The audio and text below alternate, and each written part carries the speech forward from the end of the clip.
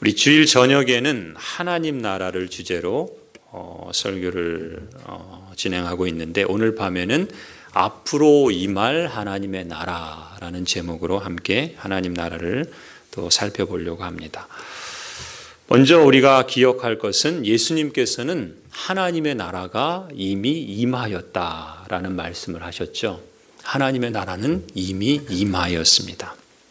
마태복음 12장 28절을 보시면 예수님께서 이렇게 말씀하십니다. 그러나 내가 하나님의 성령을 힘입어 귀신을 쫓아내는 것이면 하나님의 나라가 이미 너희에게 임하였느니라. 예수 그리스도께서 이 땅에 오셔서 귀신을 쫓아내시고 사단의 권세를 멸하시며 기적을 행하실 때 바로 그 일은 하나님의 나라가 이미 임한 것을 확증해 주는 증거다. 이렇게 말씀하신 거죠. 귀신이 다스리던 것, 사단의 권세로 이 땅을 다스리던 것, 그것을 쫓아내셔서 하나님께서 다스리게 된 것, 그것을 두고 하나님의 나라가 이미 임했다. 성경은 이렇게 말합니다. 하나님의 통치가, 달리 표현하면 하나님의 나라, 하나님의 다스림, 하나님의 통치가 이미 이 땅에 임했다. 성경은 그렇게 말씀하고 있는 겁니다.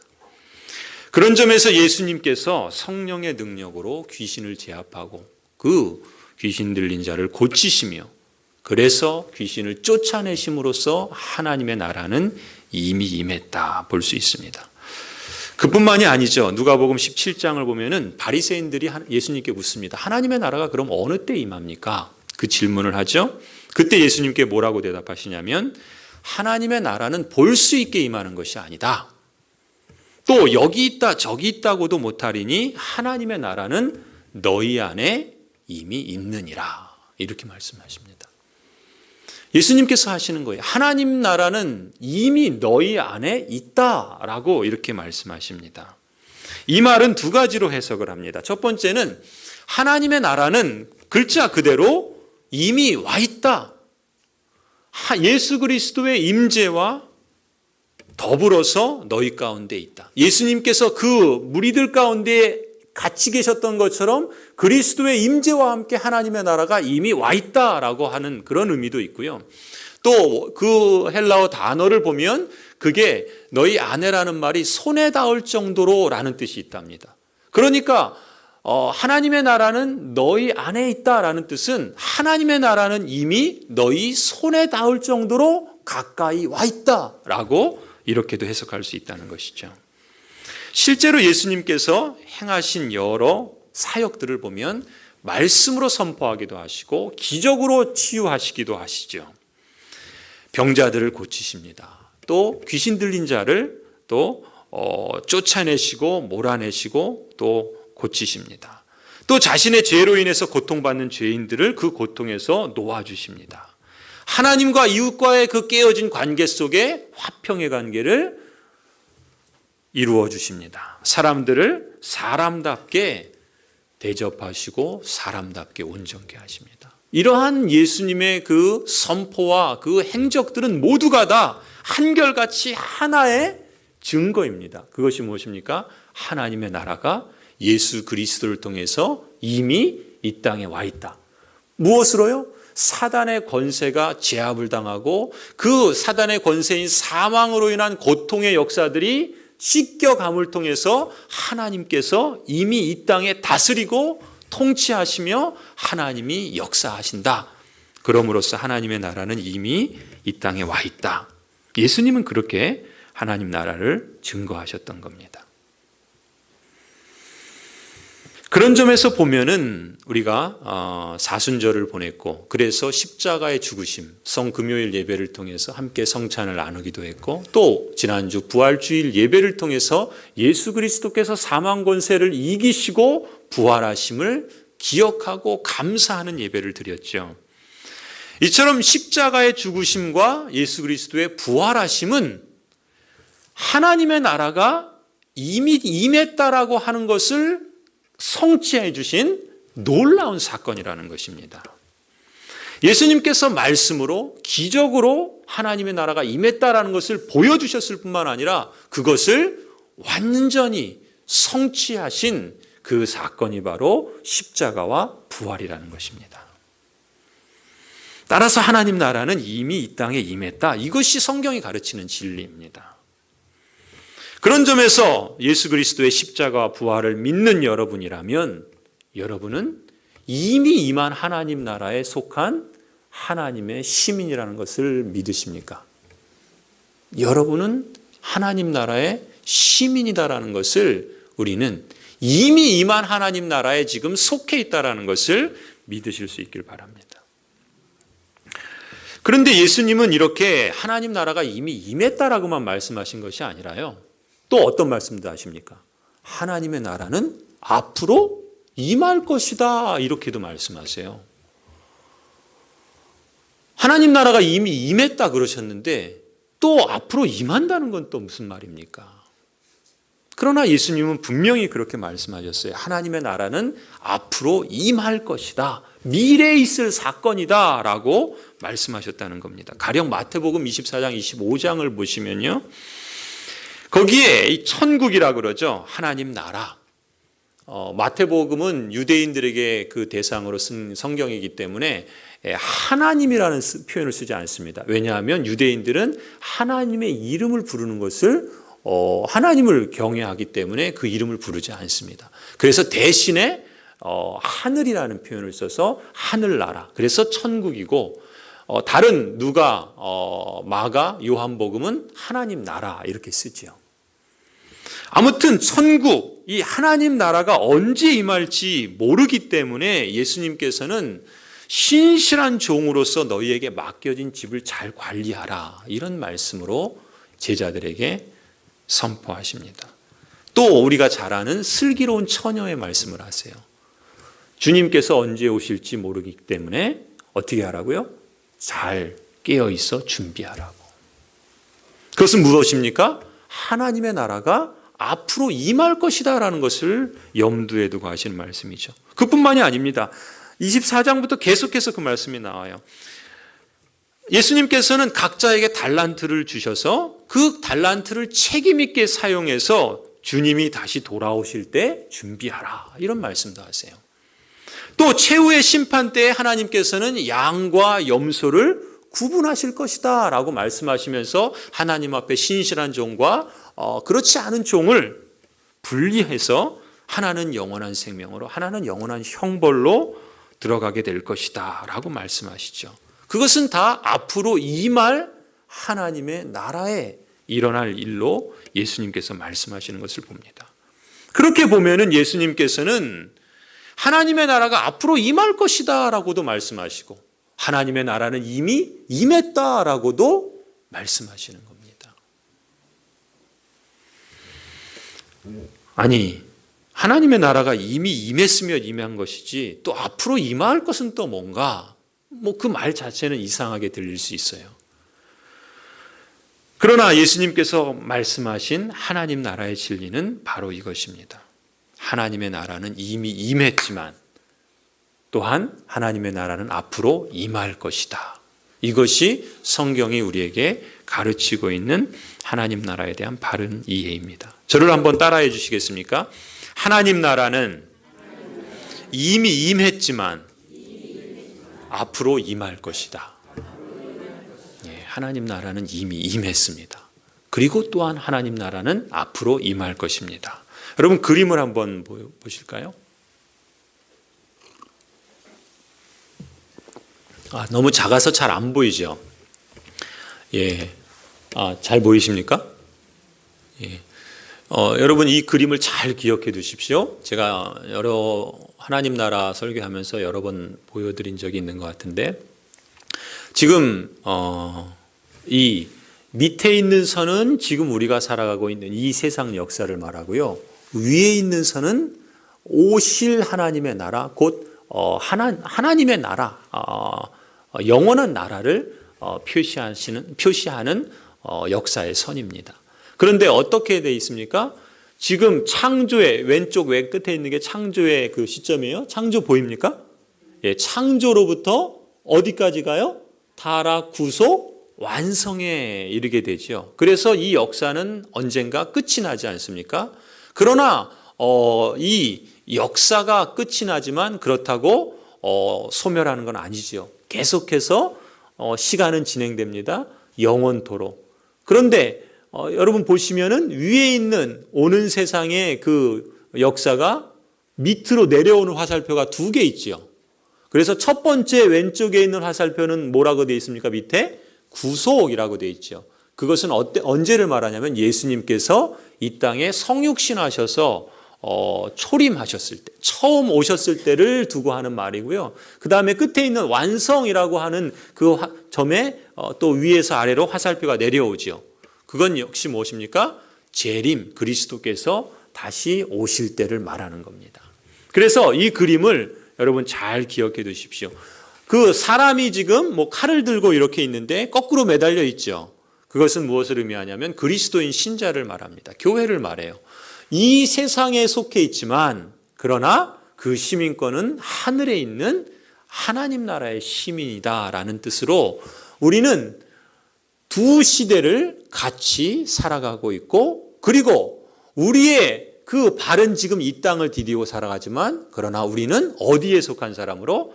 하늘에 속한 사람으로 살아가고 있다.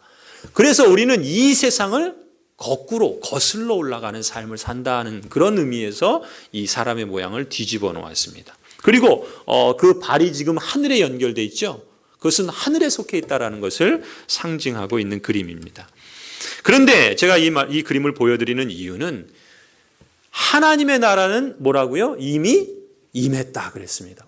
무엇을 통해서? 예수 그리스도의 초림 때.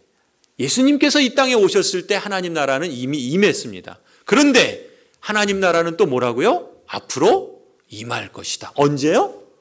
그렇죠. 완성 때. 예수 그리스도께서 재림하실 때 하나님의 나라는 앞으로 임할 겁니다. 그래서 위에 있는 하나님 나라의 영원한 선이 첫 번째 초림 때 이미 임했고, 그리고 재림 때 앞으로 임하게 될 것이다 라는 그런 의미를 담고 있는 그림입니다. 그래서 학자들은 이 하나님 나라의 특징을 이렇게 하나님 나라는 이중구조를 갖고 있다 그렇게 표현해요. 이중구조라는 건 뭐냐면 하나님 나라는 이미 임했다. 그리고 하나님 나라는 앞으로 임할 것이다. 이렇게 말하고 있는. 그러니까 우리는 어떤 존재입니까? 우리는 이미 하나님 나라에 속한 사람으로 이 땅에 살고 있고, 그러나 이 땅에 속한 사람이 아니라 하늘나라에 속한 사람으로 영원한 그 하나님 나라의 그 완성을 기다리며 살아가는 하나님의 백성들이다. 이렇게 표현할 수 있겠죠. 그렇다면 이 그림에서 말하고 있는 것처럼 앞으로 임할 하나님의 나라는 언제 있을 것인가? 언제 있습니까? 그리스도께서 재림하실 때예요. 그리스도께서 재림하실 때 하나님의 나라는 다시 앞으로 임하게 될 것이요, 또한 완성되게 될 것입니다. 오늘 본문 요한계시록 21장을 먼저 보시기 바랍니다. 여기 본문에 보면 예수 그리스도의 재림에 대한 그 시기에 대한, 그 종말에 대한 말씀들을 우리에게 들려주십니다. 1절, 2절을 보시면 우리 같이 한번 읽어볼까요? 1절, 2절 있습니다. 시작. 또 내가 새 하늘과 새 땅을 보니 처음 하늘과 처음 땅이 없어졌고 바다도 다시 있지 않더라. 또 내가 보매 거룩한 성 새 예루살렘이 하나님께로부터 하늘에서 내려오니 신부가 남편을 위하여 단장한 것 같더라. 그때가 되면 새 하늘과 새 땅이 하늘에서부터 내려온답니다. 그때는 언제예요? 예수 그리스도께서 재림하실 때. 이 새라는 표현이 계속 반복되죠. 새 땅, 새 하늘, 새 예루살렘. 이 새로운이라는 이 단어는요, 질적으로 완전히 변화된, 완전히 다른 그러한 새로운이라는 의미를 담고 있는 단어입니다.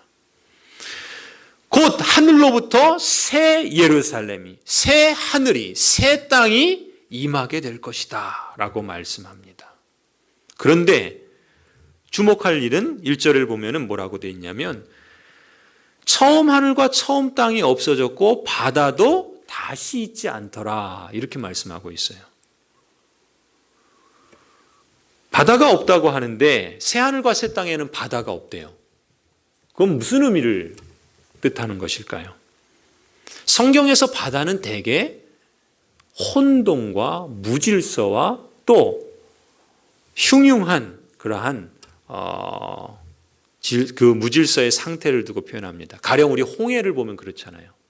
또 갈릴리 바다, 제자들이 그 갈릴리 바다를 건널 때 풍랑이 일어서 죽게 되어서 예수님을 깨우지 않습니까? 그런 것처럼 성경에서 대개 바다는 이렇게 무질서와 또 혼돈과 또 심지어는 요한계시록 13장에 보면요, 바다에서 적그리스도가 나오는 것으로 표현하고 있습니다. 그렇게 보면 새하늘과 새 땅이 임하는 곳에는 바다가 다시 없다. 무슨 의미겠습니까? 새하늘과 새 땅, 새로운 완전히 질적으로 다른 그 때가 되면 더 이상 무질서한, 더 이상 혼돈한, 더 이상 어두운 그러한 것은 없어진다라는 것이죠. 왜요? 예수 그리스도께서 왕으로 다시 오셔서 이 무질서와 이 어둠과 혼돈을 이기시고 완성하셔서 새하늘과 새 땅, 곧 평화가 있고 질서가 있고 안정이 있고 샬롬이 있고 충만함이 가득한 그러한 하나님의 나라를 완성하시기 때문에 그렇다는 것입니다. 계속해서 이렇게 말씀하시죠. 3절 4절 우리 같이 한번 읽어볼까요? 같이 읽습니다. 시작. 내가 들으니 보좌에서 큰 음성이 나서 이르되 보라 하나님의 장막이 사람들과 함께 있음에 하나님이 그들과 함께 계시리니 그들은 하나님의 백성이 되고 하나님은 친히 그들과 함께 계셔서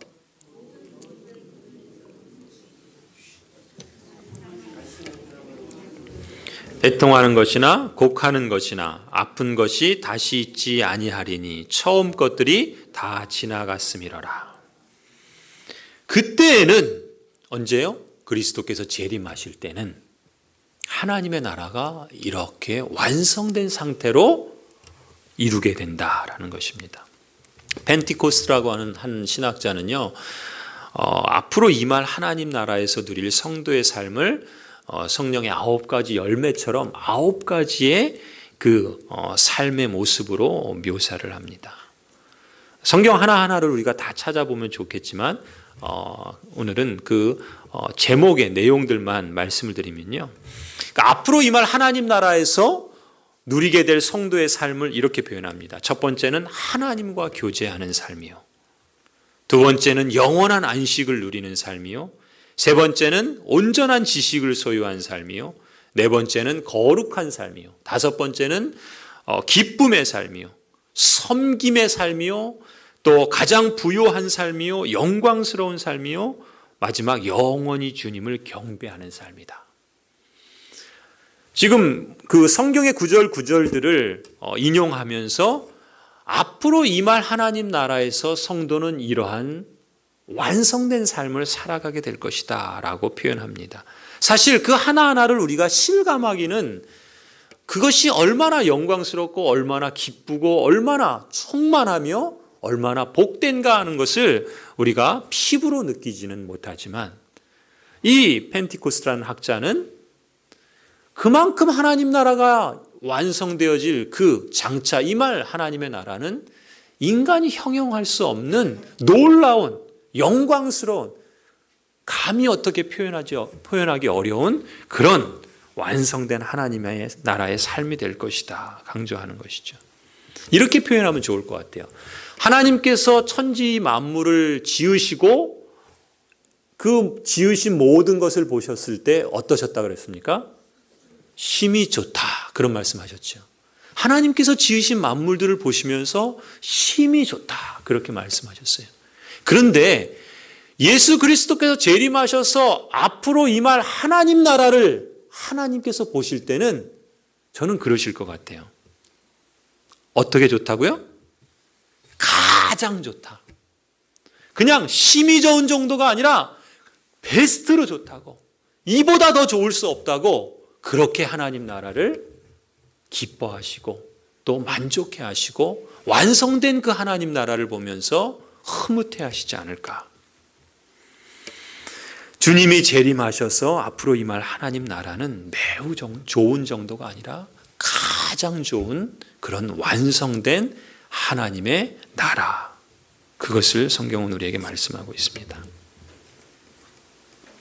그래서 이 새하늘과 새 땅은요, 만일 아담이 하와가 범죄하지 않았다면, 하나님께서 아담과 하와를 지으셔서 어떻게 합니까? 하나님이 만드신 피조물들을 다스리고 동산을 가꾸며 이 모든 만물들이 하나님을 영화롭게 하며 그 안에서 기쁨을 누리며 살도록 의도하시지 않았습니까? 만일 이 아담과 하와가 범죄하지 않고 그 하나님이 주신 사명을 잘 이루면서 하루하루를 살아서 오늘날까지 왔고, 그래서 마지막 그 죄가 없이 마지막 완성의 날까지 이르렀다고 한다면, 그런 가정을 한번 해보십시다. 그렇다면 바로 하나님 나라, 그 앞으로 임할 하나님의 나라는 그 아담이 처음 그 부름받은 그 사명을 죄를 짓지 않고 완성한, 그래서 가장 극치에 이르는 참으로 찬란한 그런 모습을 이루지 않았을까, 그런 상상을 또 해보게 됩니다. 이처럼 이미 임한 하나님 나라는 이제 주님이 재림하셔서 앞으로 임하게 될 때에는 완성됩니다. 완벽한, 더 이상 부족함이 없는 그런 완전한 형태가 될 것입니다.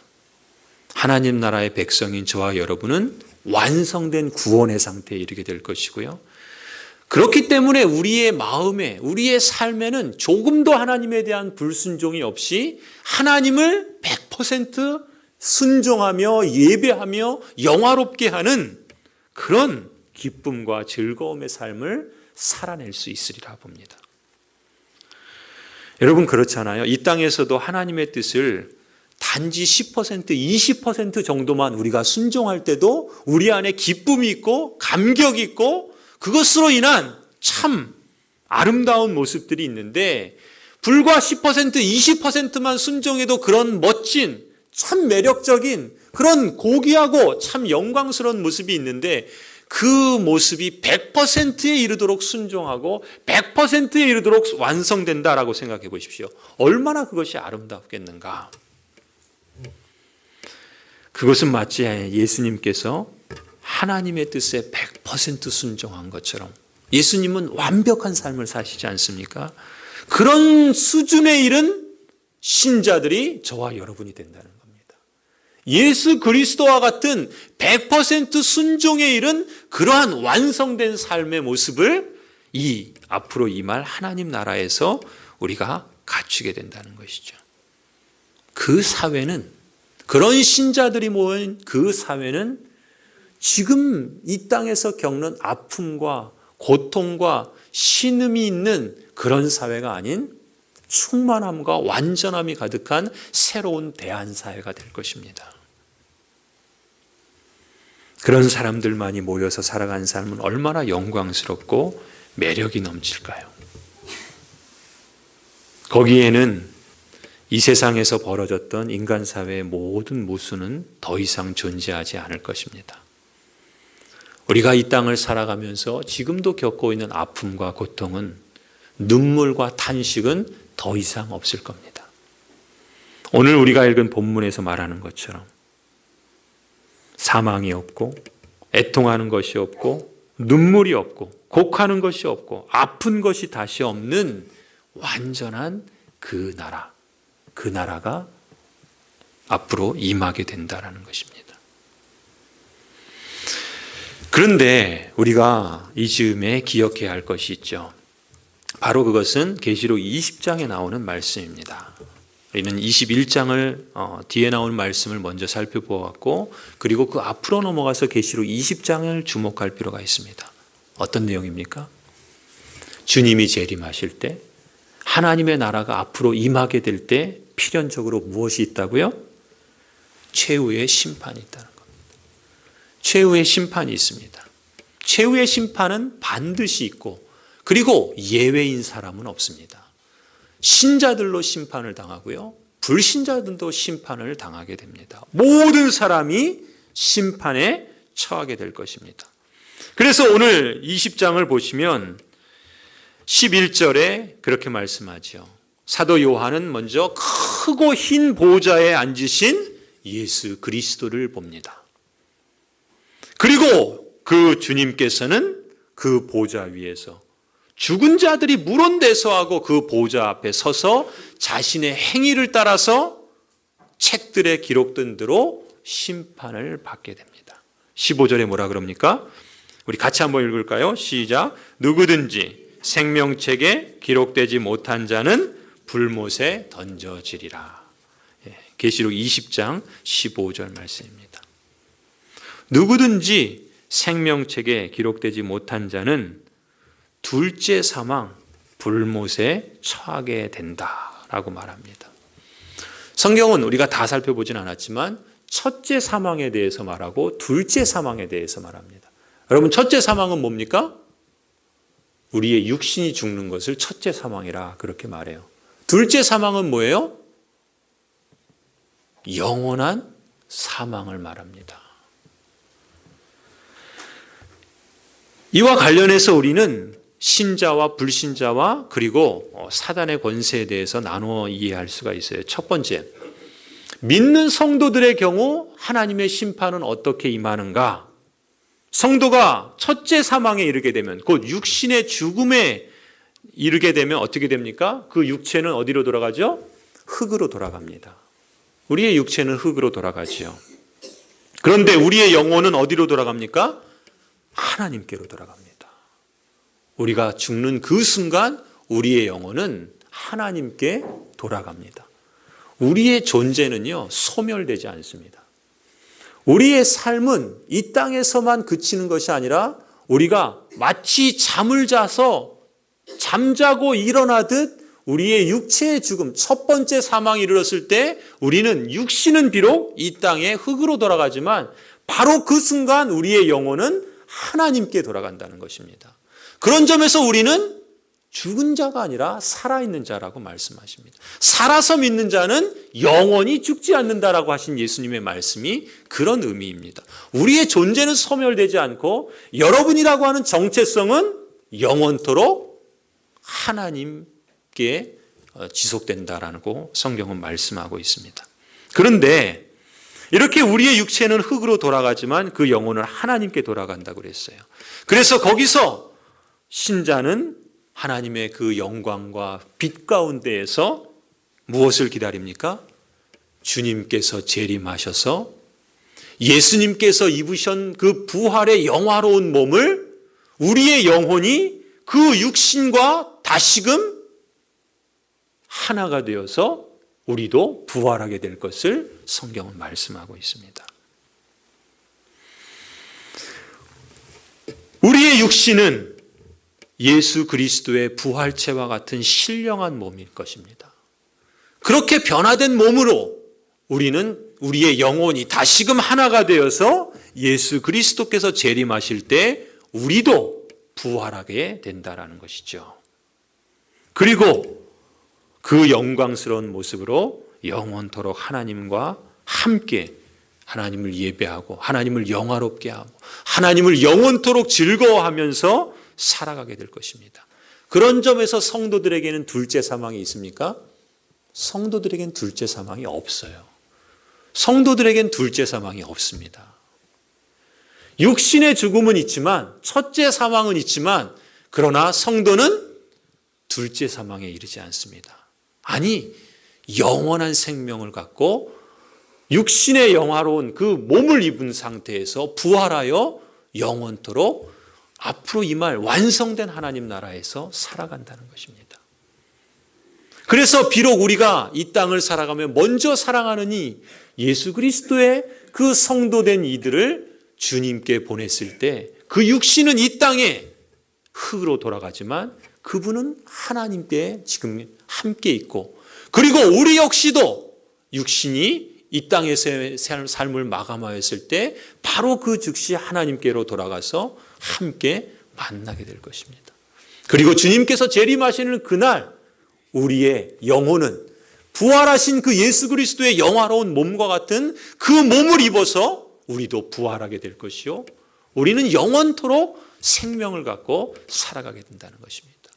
그런 점에서 우리에게는 영원한 생명이 있지 둘째 사망은 결코 있지 않다는 것이죠. 앞으로 임할 하나님의 나라는 참으로 영광스럽고 참으로 복되며 참으로 실제적인 하나님의 나라라는 것입니다. 반면에 복음을 거부한 사람들의 경우는 어떻습니까? 그들의 육체도 첫째 사망, 곧 육신의 죽음을 맞이하면 그들의 육신도 역시 흙으로 돌아갑니다. 그런 점에서는 모든 사람이 예외가 없지요. 그러나 그들의 영혼은 어떻게 됩니까? 그들의 영혼은 음부에 던져집니다. 고통과 절망 가운데에서 최후의 심판날을 기다린다. 성경은 그렇게 말씀합니다. 그리고 그 영혼도 역시 주님께서 재림하실 때 부활합니다. 우리만 부활하는 게 아니라 그 믿지 않는 영혼들도 부활해요. 그런데 그 부활한 그 영혼들은 어떻게 됩니까? 그때 최후의 심판을 받고 둘째 사망에 처해집니다. 둘째 사망이 뭐예요? 오늘 본문에서는 뭐라 그럽니까? 불못이라 그래요. 영어에서는 lake of fire라 그래요. 그러니까 불못은 조그만 불덩어리 연못을 말하는 게 아니라 레이크, 호수입니다. 말하자면 상징적으로 그렇게 말하는 거예요. 불못에, 불호수에 처하게 될 것이다. 그게 곧 둘째 사망이다. 이렇게 말씀합니다. 영원한 죽음에 처해진다는 것입니다. 그것이 15절의 둘째 사망이에요. 거기서 우리가 그쳐서는 안 되는 거예요. 세 번째, 두 번째 사망의 그 심판을 받는 대상은요, 믿지 않는 영혼만이 아니라 바로 오늘 본문의 그 10절에 나오는 10절 한번 보실까요? 우리 같이 한번 10절 읽겠습니다. 시작. 또 그들을 미혹하는 마귀가 불과 유황못에 던져지니 거기는 그 짐승과 거짓 선지자도 있어 세세토록 밤낮 괴로움을 받으리라. 미혹하는 마귀도 어디에 던져진다고요? 불과 유황못에 던져진다.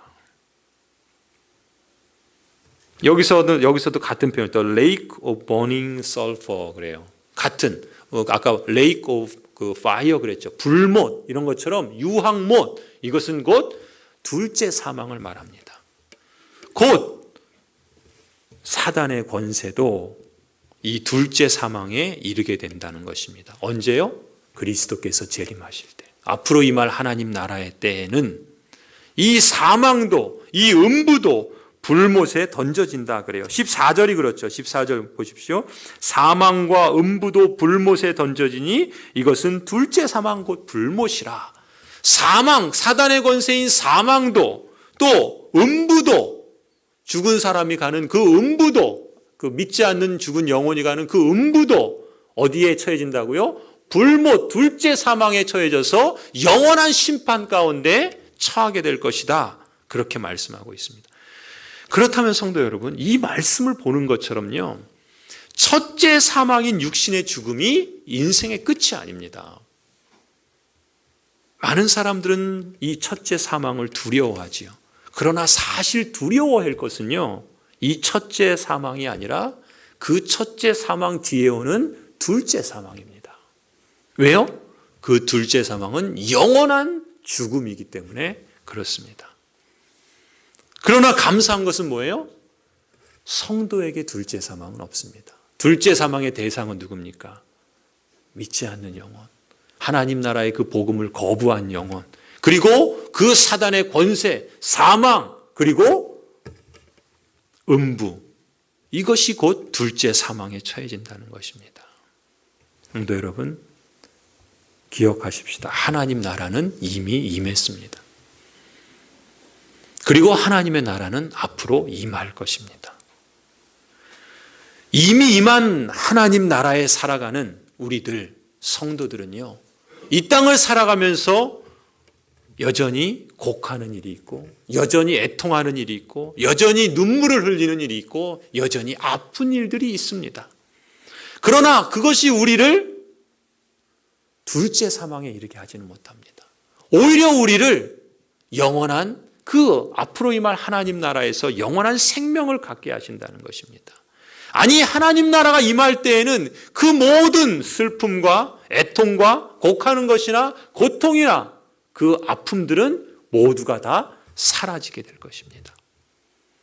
오히려 그 곡하는 것, 애통하는 것, 고통하는 것, 아픈 것, 깨어지는 것, 그것을 낳는 이 사탄의 권세는 오히려 앞으로 임할 하나님 나라에서 불못에 처해지게 될 것입니다.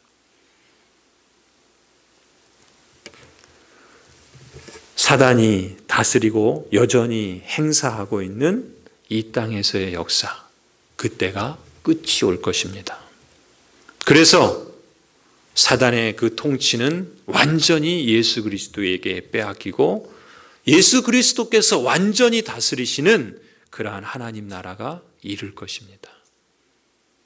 그때 신자들에게 더 이상 고통이나 더 이상 아픔이나 더 이상 곡하는 것이나 더 이상 탄식할 일은 없을 것입니다. 이러한 일은 인간의 힘으로는 전혀 불가능한 것이죠. 우리가 이루어낼 수 있는 것이 아닙니다. 하나님께서 약속하셨고 지금 행하시고 그리고 앞으로 행하실 엄연한 진리인 것입니다.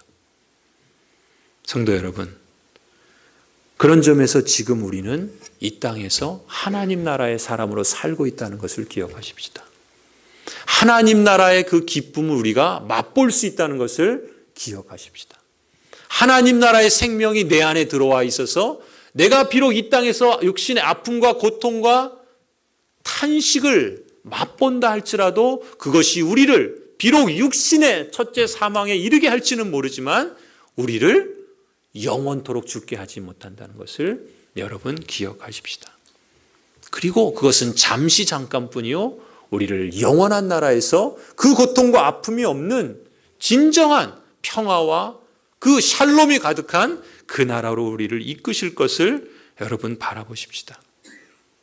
그런 점에서 우리는 이 땅에서도 천국의 맛을 보면서 살아가는 사람입니다. 하나님 나라의 맛을 보면서 살아가는 사람들입니다. 그래서 우리가 이 땅을 살아가며 우리의 삶의 모든 여정을 통해서 하나님 나라가 임하고 그 하나님 나라가 더욱더 확대되며 그래서 그 하나님 나라를 우리가 맛볼 뿐만 아니라 우리의 삶을 통해서 증거하고 확대해서 우리의 사랑하는 이들이 이 하나님 나라의 복 가운데 함께 동참하고 그 영원한 생명을 함께 누릴 수 있도록 우리를 부르신다는 사실을, 우리에게 그 귀한 사명을 주셨다는 그 거룩한 부르심을 우리가 잊지 마십시다. 동시에 우리는 이 역사가 끝이 있다는 것을 잊지 말아야 합니다. 개인의 인생의 이 땅에서의 삶이 끝이 있지만 이 역사 전체가 끝날 날이 오게 될 것입니다.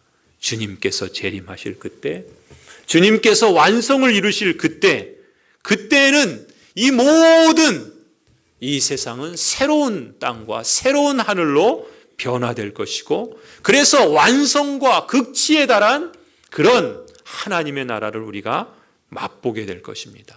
그 하나님 나라를 소망하면서 그래서 지금 이 땅을 살아가며 우리는 참다운 재림신앙, 계시록의 끝 말씀처럼 주님 오시옵소서라고 하는 그 신앙을 우리가 가지고 살아가야 하겠습니다.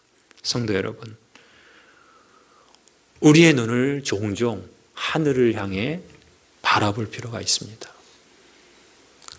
물리적인 하늘이 아니라 우리의 시민권이 있는 하늘, 하나님께서 이루실 완성된 그 나라의 하늘, 그래서 우리에게 참된 생명을 영원토록 맛보게 할 그 하늘, 우리가 지금 그 하늘에 잇대어 살아가고 있다는 것을 여러분 기억하십시다. 하나님의 성령께서 그 은혜로 오늘도 저와 여러분의 삶 속에서 역사하시고 또 이끌어 주시고 또 완성해 주실 것을 기대하며 하나님을 찬송합니다.